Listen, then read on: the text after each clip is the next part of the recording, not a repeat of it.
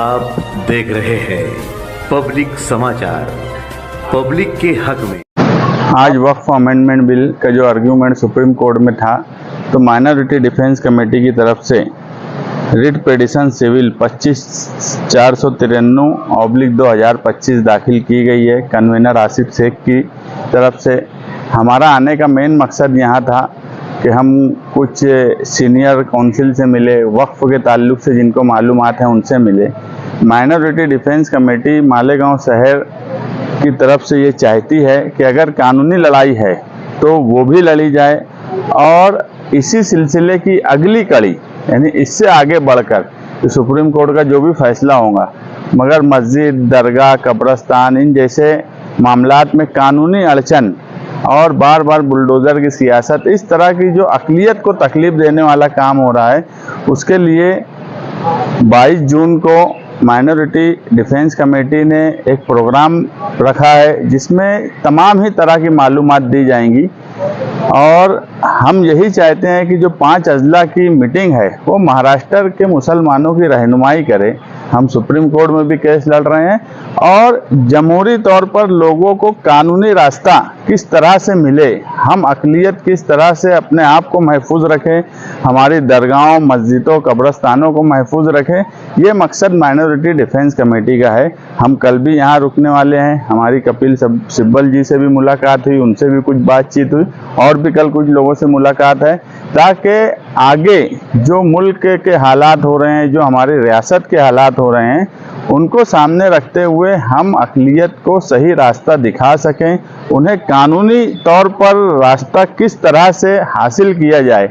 इसी मकसद के तहत आज हम सुप्रीम कोर्ट में थे और यही मालूमात ले रहे हैं। आज आर्गूमेंट जो हुआ वो मुतमईन करने जैसा है। कल सरकार के जो वकील हैं, कल उनको भी एक लंबा वक्त दिया गया है, कल उनका आर्गूमेंट रहेगा। कल भी हम रुकेंगे, कुछ लोगों से और बात करेंगे, कल क्या होता है फिर आगे बातचीत। आपकी तरफ से कौन थे वकील? हमारे वकील जो थे, सीनियर वकील है इरशाद हनीफ साहब, वो भी थे, वो भी मौजूद रहे कोर्ट में। कई 150 के करीब पिटीशन फाइल है, उसमें मालेगांव शहर से भी इरशाद हनीफ की तरफ से पिटीशन फाइल है, और जो सीनियर काउंसिल थे 3, उन लोगों को ही आज आर्गूमेंट करने का मौका दिया गया और तीनों ने सबकी तरफ से आर्गूमेंट किया, ऐसा कोर्ट की तरफ से हमको समझा।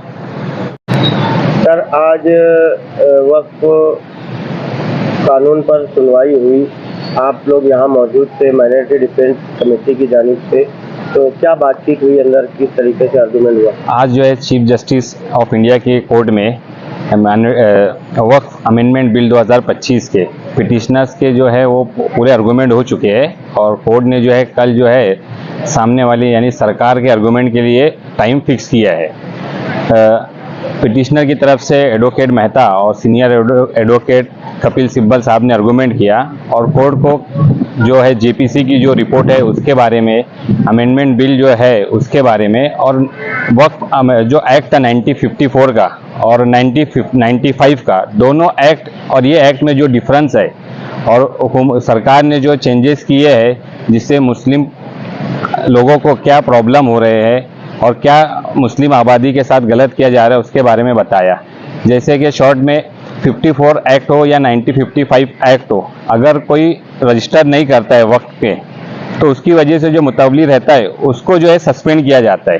लेकिन 2025 के जो बिल है उसके अंदर अगर कोई प्रॉपर्टी वक्फ में रजिस्टर नहीं होती है, चाहे मस्जिद हो, मदरसा हो, खानका हो, तो उसको डायरेक्ट ख़त्म करने का जो है बिल में अमेंडमेंट लाई है गवर्नमेंट ने।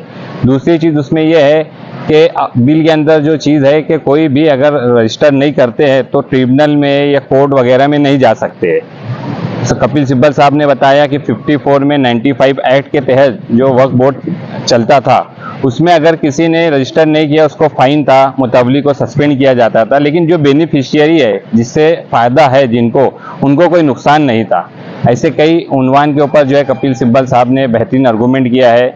सीनियर एडवोकेट मेहता साहब ने भी अच्छा आर्गूमेंट किया है।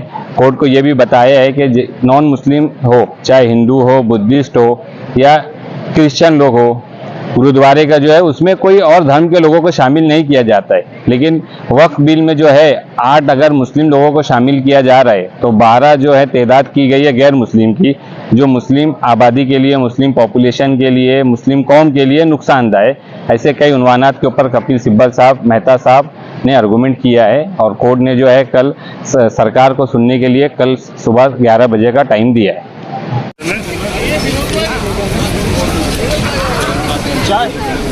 आइए साहब, चलिए वो डाल लें। जान है